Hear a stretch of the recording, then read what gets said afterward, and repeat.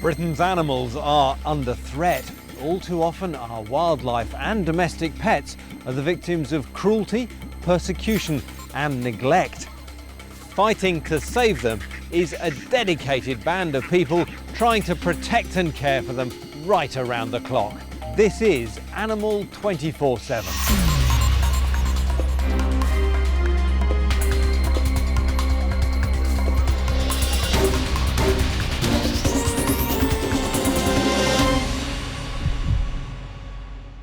Today on Animal 24/7.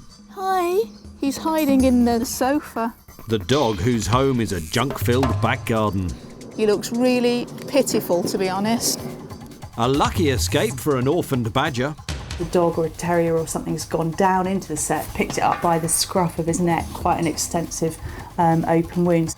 And I get to grips with a prickly problem.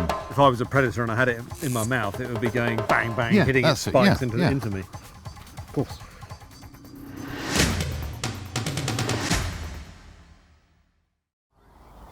The RSPCA rescue and help more than 130,000 animals every year. In many cases, officers pass on some simple advice to help owners do the best for their animals. But when it comes to serious neglect, sometimes the only appropriate course of action is to take the animal away.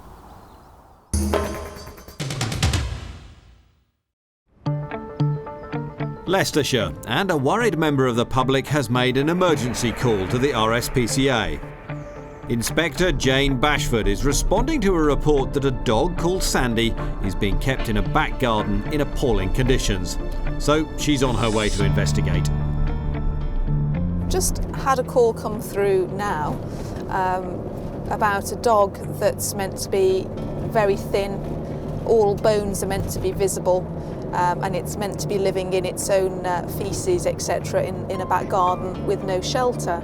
Obviously, from our point of view, whenever you get a call that says any animal is so thin that you can see its skeleton, essentially, through its skin, it's never good. And there's certainly the sort of jobs that you want to get there quickly and have a look at. The house looks like a typical family home. But there's nobody inside, so Jane goes in search of Sandy. There is signs of a dog. There's a kennel of sorts and lots of poo and hazards, but sadly no dog at the moment. The reports only just come in, so the lack of a dog in the garden is a bit of a mystery. Jane decides to get a fresh perspective from the opposite garden, and sure enough, quickly spots something moving among the debris. Hi, he's hiding in the sofa. Hello, mate. Almost hidden from view, Sandy is cowering underneath the discarded sofa, surrounded by rubbish. I've got a very nervous, shivery, timid little dog. He looks really pitiful, to be honest. The mystery of the missing dog has now been solved. Are you going to come out so we can see you? But having seen the state of its living conditions, Jane's work is far from over. Particularly as the complainant says that Sandy's been out here for 2 months. We've potentially got an offence of failing to meet the needs of this dog in terms of the environment that it's living in. I just need to find out now whether the situation is so bad that I can get the dog removed today.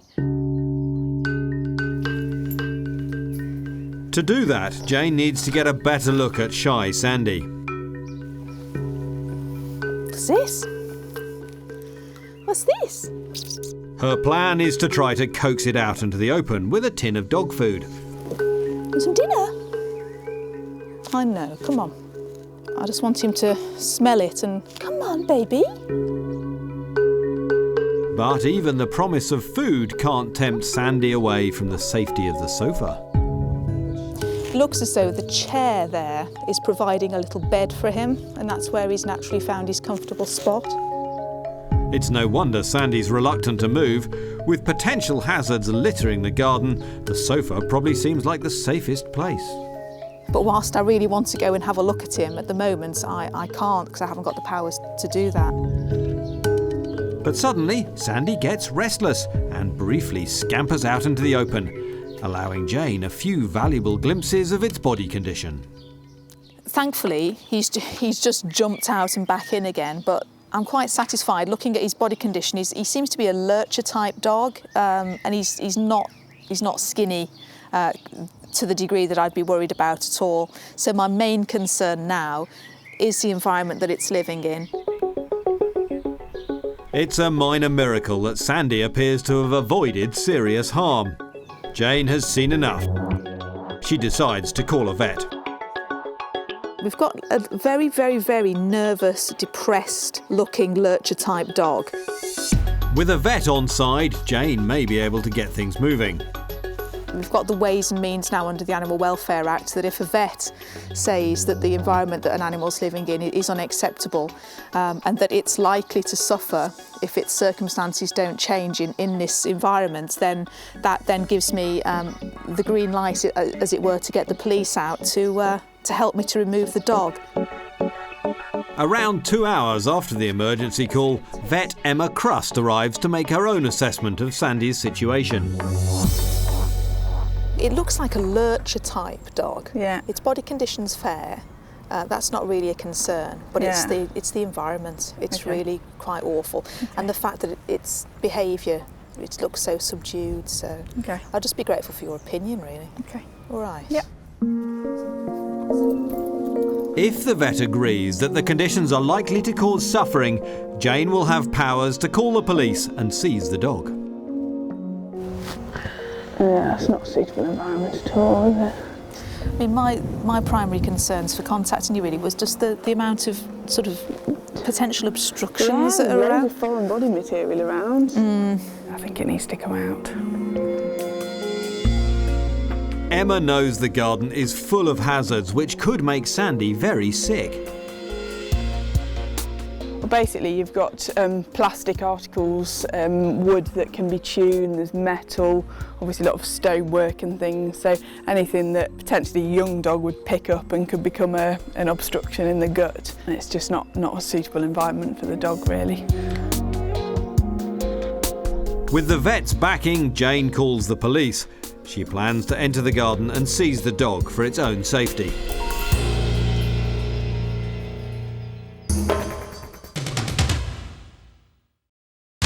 Still to come. It's all right, I'm not going to hurt you. It's gently does it as Jane attempts the rescue. That's a very scared dog, isn't it? A good girl. And I find out why this tortoise ended up with crumpled bodywork. He's all collapsed, he's dented like this and his legs are sticking out sideways. What an extraordinary show.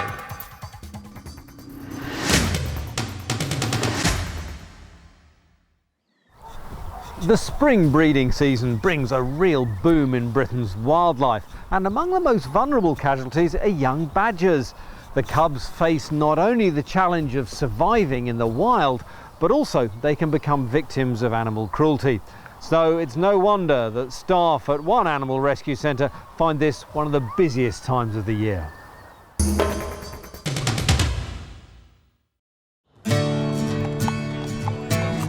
Secret World in Somerset. For the past 25 years, it's been a safe haven for wildlife of all shapes and sizes. But it's also a specialist rescue centre for badgers. And every year they take in and care for around 50 abandoned and injured cubs. Today, the founder, Pauline Kidner, is tending to 3 orphans who are in need of special care. Meet Saffron, Lavender and Nutmeg. They came in incredibly small. We've never had anything as tiny as this before. In fact, the smallest was 55 grams. To get 3 cubs that size through to now is quite incredible, but I think that probably was because they've had the first milk from the mother, which gives them the antibodies. But we've gone from 12 feeds a day when they first came in, now to quite a nice manageable 4 meals a day, which is brilliant as far as I'm concerned. Found in North Wales, the tiny cubs were the only survivors of 4 badger sets which had been flooded in heavy rain. To survive, they needed specialist care, So a relay of drivers transported the cubs on a 6-hour journey to Secret World. That's scent marking going on. You can actually see the scent mark is quite extended there, and you'll now get the smell of musk. And it's important that they lay that sense of smell onto their mother so that they become part of the family smell. Over the past 4 weeks, thanks to the care of Pauline and her team, the cubs have already made huge progress. They've gone from 55 grams to now 865 grams. Fat as butter. But they've got a long way to go, and they still require the constant care of Pauline, who's become their surrogate mum. And then before we feed, it's just a question of wiping them over. Really all we're doing is mimicking what the mother would do, is just come and give them a jolly good clean. Put a little bit of talcum powder on him, and that's just so that they smell the same, and if anyone else had to do the feeding instead of me, it's a smell that they would recognise. Right. For these tiny cubs, Pauline's front room is an unusual but welcome sanctuary. Their eyes are just beginning to open. Because they're normally obviously down underground, they don't need their eyes and their ears, so they don't open for the first 5 weeks. Goodness me, you're still hungry. You see those lovely sharp claws, which when they get a little bit older, obviously is going to be so important for digging. Clean and full of milk, saffron, lavender and nutmeg settle down. They may have put on a lot of weight, but Pauline knows they're still very much at risk. Even now, there's always that risk of losing them, feeding them, getting pneumonia where they can get fluid on their chests. So we're a long way clear of actually being successful. But obviously we hope that all the time and effort that's gone into them is going to be worthwhile. There are still many challenges ahead for these tiny cubs to overcome before they're fit and ready to return to the wild.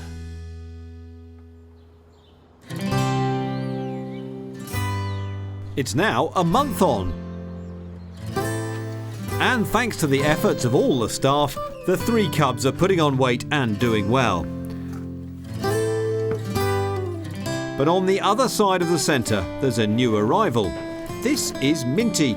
He was found injured and alone after being attacked by a dog. Animal care manager Sarah Cowan is nursing him back to health. You quite often see dog injuries with badger cubs, especially at this age, because a dog or a terrier or something's gone down into the set, picked it up. And he just had lots and lots of puncture wounds, and like I say, probably where dogs picked him up by the scruff of his neck, quite an extensive open wound, so it's not uncommon. Orphaned and on his own, it's hoped that today Minty will be able to join up with lavender, saffron and nutmeg. Making them a family unit will give them all the best chance of survival when they return to the wild.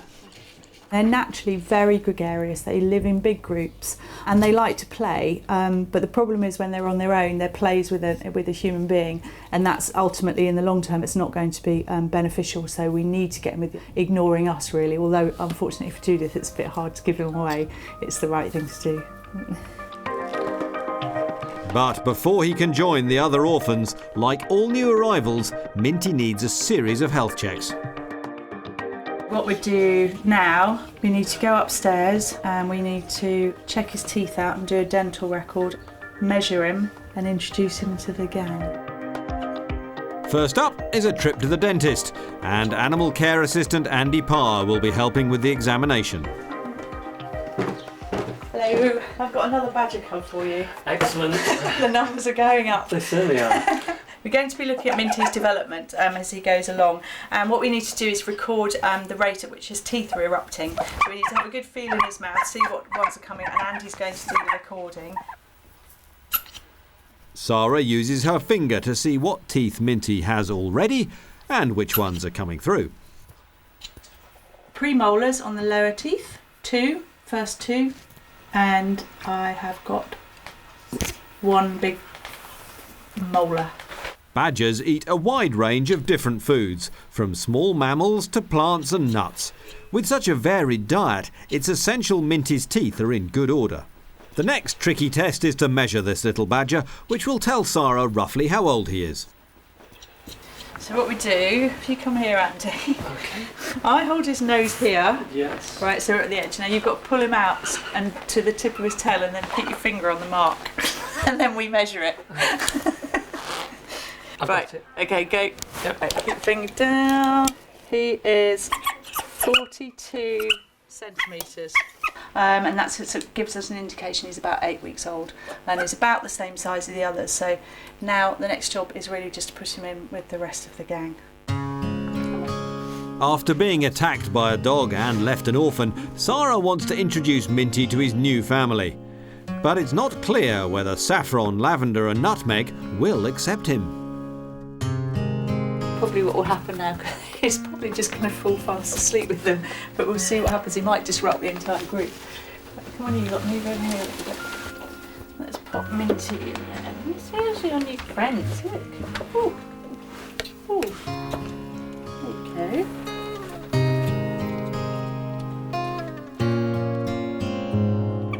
After a bit of huffing and puffing, Minty finds himself a place in the heap of relaxed badger cubs.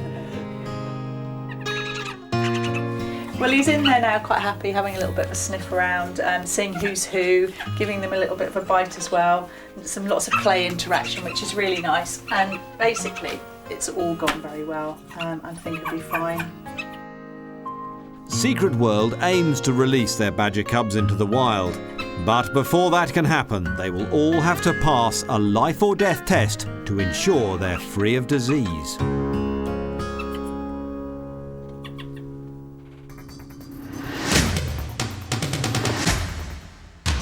Still to come.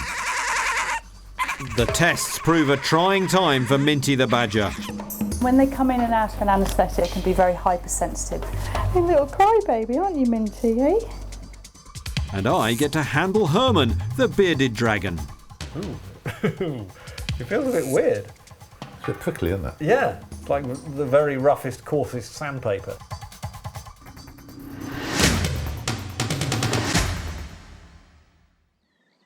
Now we're returning to Leicestershire, where earlier we were with RSPCA Inspector Jane Bashford as she investigated the story of Sandy the lurcher.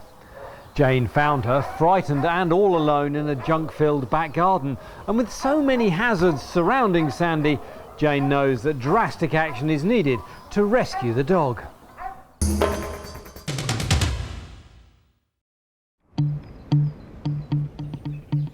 Jane's discovery of Sandy cowering underneath a sofa in a dirty and dangerous backyard has deeply shocked her.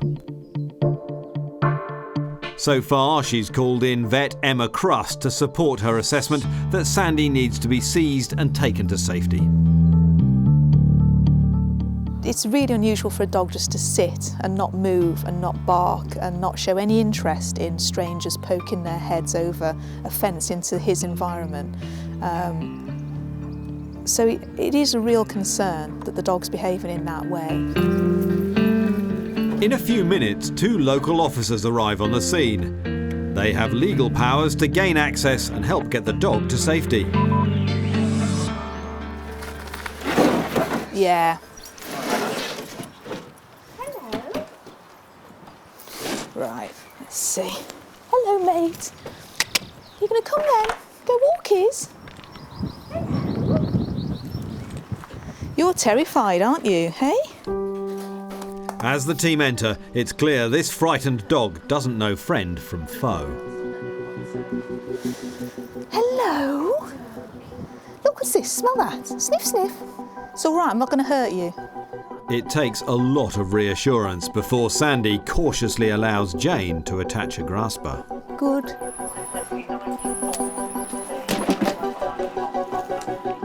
But even then, she's reluctant to leave the sanctuary of the sofa. That's a very scared dog, isn't it? See what we'll do? Yeah, if we try... Should we try pulling the chair as well?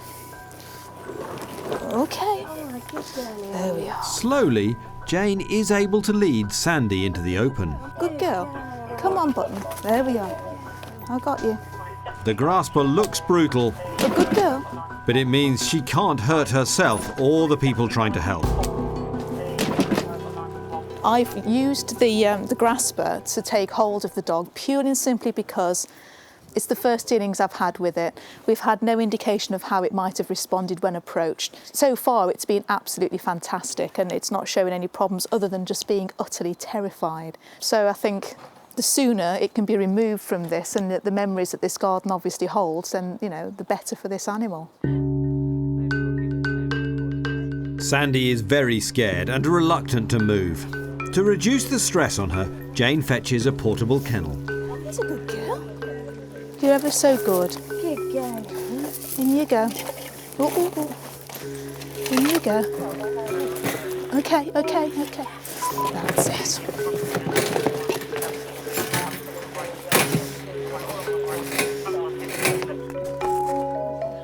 Now she's finally out of harm's way, Jane can take a closer look at the dumping ground that's been her home. It's littered with hazards to make even an experienced inspector shudder. It just gets worse and worse, really. We found an open Stanley knife blade lying in the dog's main living area, as it were. And then, quite alarmingly, as we've walked up the garden to look at this area where the dog's obviously been used as its main toilet, we found what looks like a samurai sword of some description dug into the ground. So it just all adds to the picture, really, of it being a completely unsuitable environment. It's a wonder that Sandy hasn't come to any harm, and the state of this garden is enough for Jane to consider prosecution. So she gathers evidence that could be used in court. So it's just important to work around the garden and take as much photographic evidence as you can. You can see also the way the dog's been jumping up at the windows and the door in an attempt to attract attention, I would imagine. It seems this visit hasn't come a moment too soon for Sandy. The water bowl's completely empty. And she's loaded into the safety of Jane's van. So now that we've got the dog out, which is the most important thing now, just need to let the owner know what's happened. So I've posted a card from the police to let him know that, you know, the police have also been here. I'm just going to put a notice on the door explaining what's happened, that we've removed his dog, and asking him to get in contact with me as soon as possible. So hopefully, as soon as he sees the notice, he'll ring me up. For this dog, it's off for a full health check and a little bit of TLC.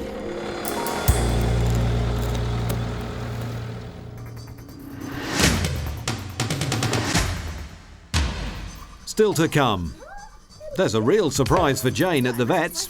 She's gone from being very, very quiet and timid to a really bouncy, happy, buoyant little girl. You wouldn't think it was the same dog. Taking care of a domestic pet like a cat or dog comes with its own responsibilities. But owning an exotic animal which requires much more care can prove too much for some people. And that's when they often get discarded and wildlife rescue centres can be called in to pick up the pieces.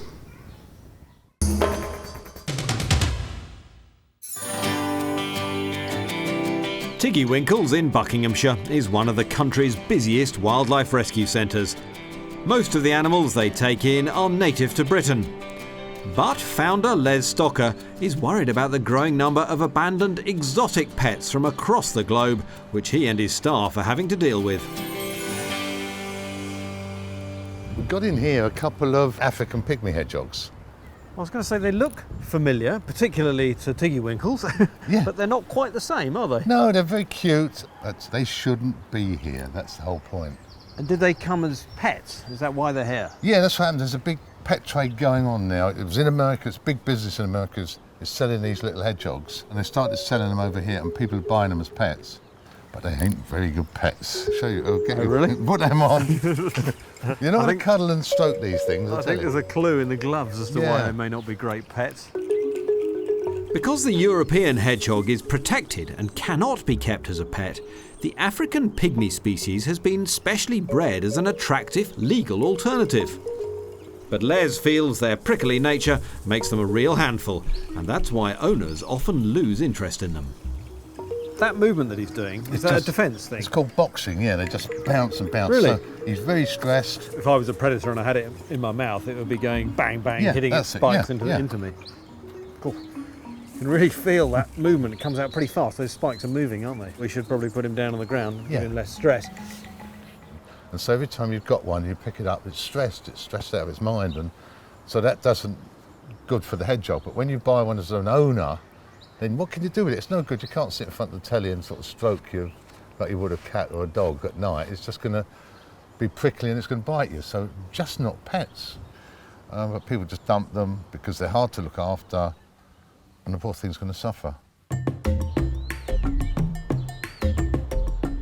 Another demanding pet, but one which is much more common in this country, is the tortoise. Our last species had an attitude problem, but these guys are pretty calm, aren't they? They are calm, but they're very, very sophisticated. These prehistoric reptiles may have been a family favourite for many years, but Les believes we still have a lot to learn about how to care for them properly. They're very difficult to look after. They have their problems. You've got to give them every bit of tender, loving care. Despite their rather sort of hardy-looking appearance, you're saying they're actually fairly delicate and they need very sensitive handling. Very, very much so. Providing the right habitat for a tortoise is a tricky business, as they crave warmth and also, ideally, need a large outside space to roam in. But one of the biggest mistakes made by their owners is failing to feed them the right food. Now you look at him compared with that one. Now this guy's 18 years old, but you can see he's all collapsed, he's dented like this and his legs are sticking out sideways. It's an extraordinary shape. Yeah, and this is because he was brought up on the wrong diet, it was the wrong food. People think tortoises, they eat lettuce, they don't. Very sophisticated food. They need a little bit of meat in with their food and things like that. So that's amazing, because I always think of their shells as being domed, yeah. Whereas this one is kind of concave. But he's just about lucky because he can move around. He's got some, but if you can imagine if he was any lower, his feet would be up in the air. He wouldn't be able to walk. So, at the end of him. But he's 18 years old now. We took him over because he couldn't be looked after. But it's just bad. And that is bad diet that causes this bad kind of problem. Diet, yes. Do they actually suffer because of this? They do suffer, especially when they're young, because if you get a small tortoise and you start feeding it the wrong food, its insides are going to suffer, but the shell's going to compress and it's going to muck up its internal organs. And a lot of them die. A lot of them don't actually make it to teenagehood, because they've just been crushed by this shell pressing down all the organs. And also, if you're a tortoise, if you're a male tortoise, you have to have a concave underneath here to be able to mate, like he's got, you see. Right, yeah, So when they want to mate, he can get on the back of the female. Now, if this is a male, he can't do that, so he's not going to get he's not going to do what he's supposed to be able to do. So that's depressing as well. Well, yeah. So they actually need that concavity in order to get on the shell of the female, basically. There, yeah. So, yeah. They're so suffering that's in wrong every as way. well. Look, and you see this one shell. See, it's not. It's just bad. Luckily for this fella, he came to Tiggy Winkle's just in time. But as I continue my tour of the centre with Les, it's clear he's not the only exotic pet who suffered due to a lack of care. This is Herman, the bearded dragon. We're up here in our vet's flat, and this is another one we've had to adopt because it's been dumped in the wild. We've got major problems, this one. So this one was a pet as well, at some stage? Yes. They come in, they're sold, they're quite small when they're sold, and then they grow up, and people don't want them, and this one's grown up completely wrong because it had the wrong diet. So what's the problem with this chap? Well, he's got what's called metabolic bone disease, and this is basically when he's grown up, when he was a youngster, he hadn't had the right diet, and he's got a lack of calcium, and his bones are just not strong enough. And also, it needs ultraviolet light just to make it absorb the calcium, so it's just missing both those things, which now we have to give it to him. So just like us with vitamin D in our skins, sunlight helps them, and they needed a UV, not just Yeah, any they old need tank. sunlight, and British sunlight's not good enough for them. Yeah, so they need one of these special bulbs like we've got in here. Yeah. I can see it's 35 degrees in there, is it? Is it all right for me to handle him? Yeah, please do. There you go. Ooh. It feels a bit weird. It's a bit prickly, isn't it? Yeah. It's like the very roughest, coarsest sandpaper. It feels surprisingly warm for a cold-blooded creature, but I guess that because he comes from a very warm place in there. Well, that's what keeps them going, need that extra warmth. And the issues are here that his legs are just not sufficiently strong. They've developed poorly, have they? Yeah, the bones are very, very thin and fragile. How common are they as pets now? Well, they are very, very common as pets. They don't charge too much money. They're cute little tiny animals, but unfortunately they grow. They don't grow properly like this one. They go quite big, and then people are dumping them. So there's places that rescue bearded dragons are getting quite a few now where people have just dumped them. It's clear that owning an exotic pet is a big commitment and requires a strong understanding of exactly how to look after the animal. That way, hopefully more creatures like Herman here won't end up abandoned and in need of help.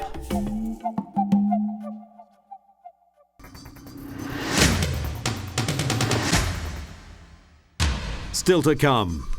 Sandy undergoes urgent health checks, but what will the future hold? My strong hope is that Sandy is now safe and will not be put back into a situation where she could find herself in the same position again later in life.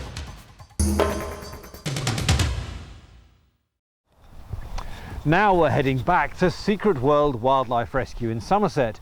Earlier we saw how staff were caring for 4 badger cubs who'd been brought into the centre after they'd been orphaned. Saffron, Lavender, Nutmeg and Minty have been brought together to form a new family. But before they can be released back into the wild, they face a series of crucial medical checks which will decide whether they live or die.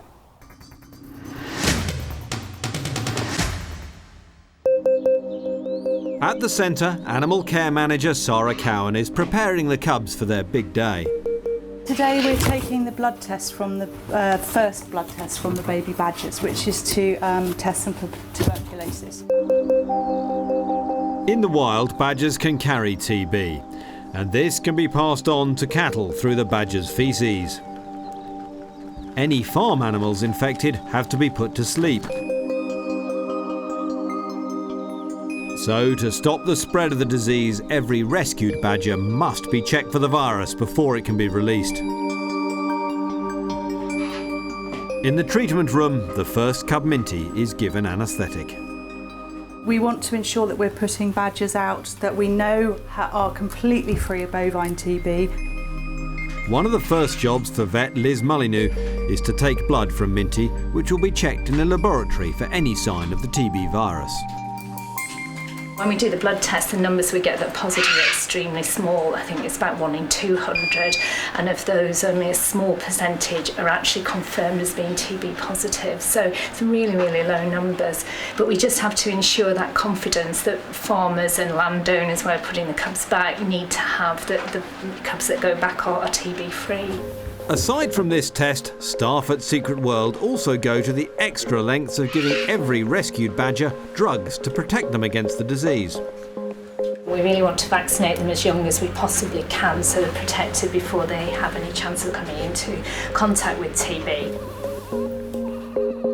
The cubs are given oxygen as they come round to help reverse the anaesthetic as quickly as possible. When they come in and out of an anaesthetic, they go through a beginning and the end. They can be very hypersensitive and they just react. Sometimes they cry, sometimes they sort of thrash around a bit, and it's purely just because they're all a bit confused, but there's no pain or anything involved. It's just a little bit of traumatic period. It's a little crybaby, aren't you, Minty, eh? The aim is to keep their time in a strange environment to a minimum. Once Minty's weighed, It's 1.75 kilos. Saffron, Lavender and Nutmeg have their blood tests, and they're followed by their vaccinations.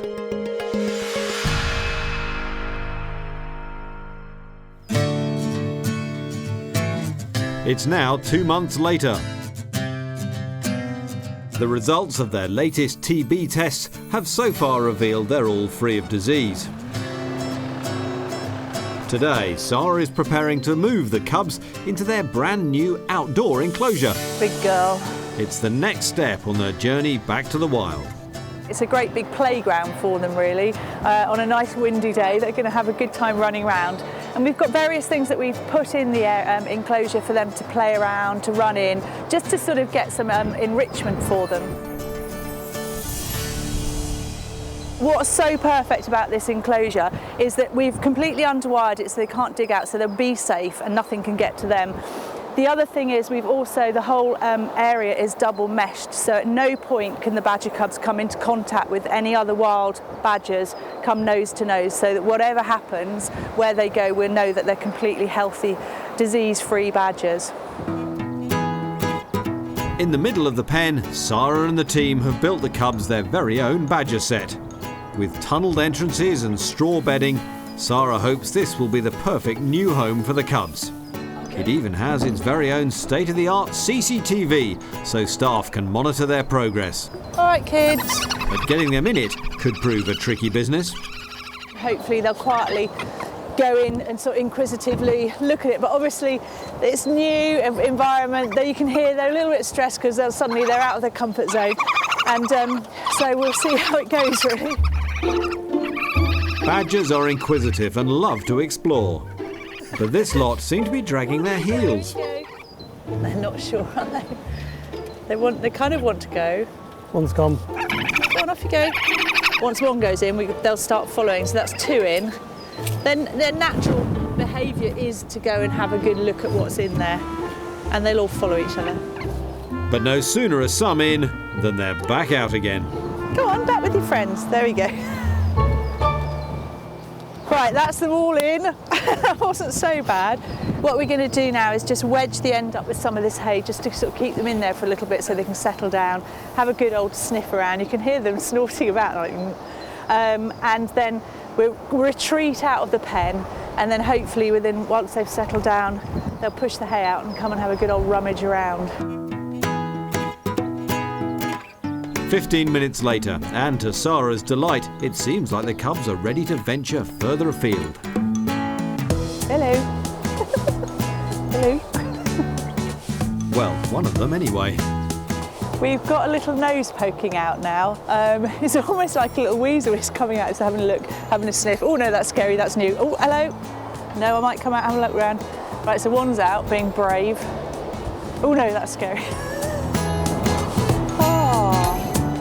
The most important part of their rehabilitation process at the moment is that they now learn to be badgers as opposed to baby badgers. They need to interact with each other, forage, dig, and everything that we'll now observe with them as a new group will give them everything they need to be able to survive out in the wild. After a traumatic start in life, these orphaned cubs, Saffron, Lavender, Nutmeg and Minty, have had all the care and attention they'd ever need. From bath time to bottle feeds and even trips to the dentist, it's firmly put them back on the path to becoming wild animals again. This is probably the best part of the job, and I never ever get bored of it, even after 20 years. Every time you watch this, it makes you realise that that is absolutely worth it, all the effort that you put in through the last few months, and it's just fantastic. In around 4 months' time, they'll be taken to a special release site and set free, back into the wild.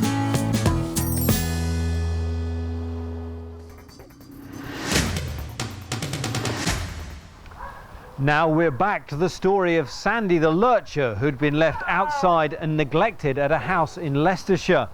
Earlier we saw how RSPCA Inspector Jane Bashford discovered her in a junk-filled back garden. And as events continue to unfold, this is becoming one of the most shocking cases Jane's ever had to deal with.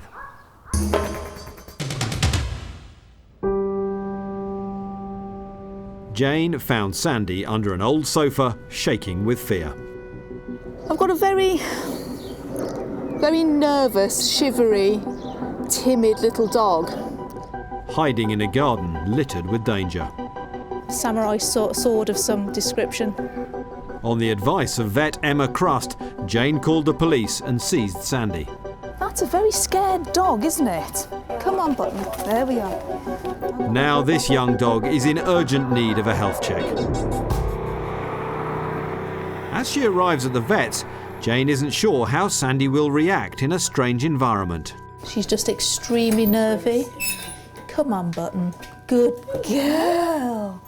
But Sandy settles much quicker than she expected. She seems to be enjoying the attention. Hello, sweetheart. Hello. You've got a nice waggly tail. No, you're not as scared as I thought you were going to. Oh, She's very sweet. The change in this dog is quite spectacular, really. She's gone from being very, very quiet and timid, perhaps one of the most timid dogs I've seen in my service so far, to a really bouncy, happy, buoyant little girl. And she's, you wouldn't think it was the same dog in the space of half an hour. So it's really lovely to see her, and she seems to be a lot happier and quite grateful to be out of that situation. What's happened to you? Why are you so bouncy now? Are you happy now? So Sandy seems happy, but is she healthy? Emma needs to examine her. Good girl. We have a little listen to this. Okay. Oh, good. And she has an enthusiastic patient. Can't believe it's the same dog. Have a listen. First, she checks her heart rate. Sounds okay. Is it? Good. Then her temperature. It's a little bit high, but I suspect it's probably raised because of stress. And Yeah. And her ears. escaping her That's a very good girl. 1 second. That's spotlessly clean. We'll just spin you around and look in the other side. And despite her ordeal, remarkably, Sandy has a clean bill of health. Clinically, there doesn't appear to be any health problems going on. Her ears, her teeth are nice and clean, no discharges from her eyes or anything like that. So she looks as if she's been not had any injuries from being in the garden that she was in. Jane's relieved that she saved Sandy before she came to any harm. It's just heartbreaking when you see an animal like that, living in those conditions. And looking into her face in the garden, she was utterly depressed. You shouldn't keep your animals in that way. Jane will continue the investigation. She needs to contact Sandy's owner.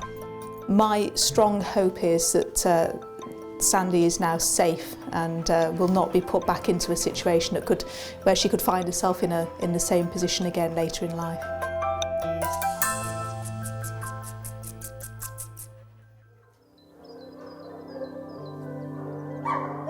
Four months later. This is the RSPCA's animal home at Burton-on-Trent in Staffordshire. To help put her old life behind her, Sandy has been renamed Lily. Jane's here to check on her progress.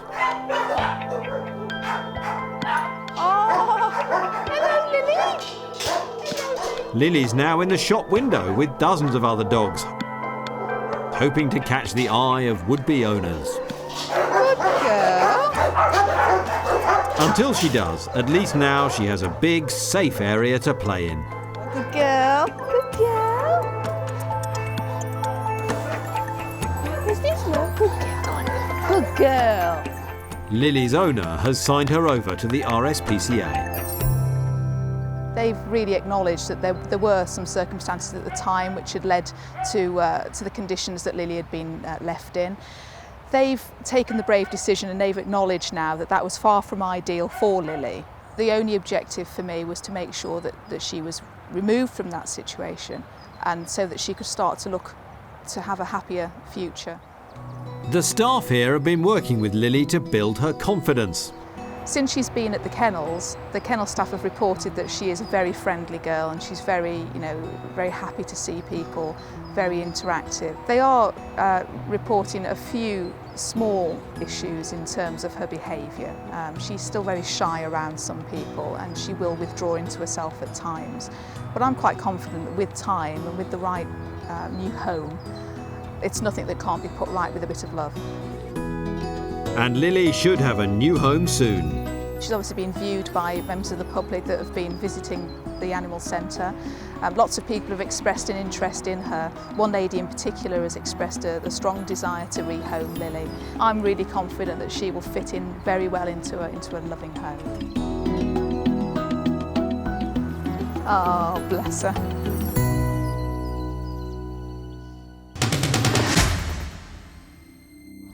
If you think you know of a case of wildlife crime or a creature that needs immediate help, remember, there are dedicated professionals out there who will answer your call right around the clock. They are the people we meet on Animal 24/7.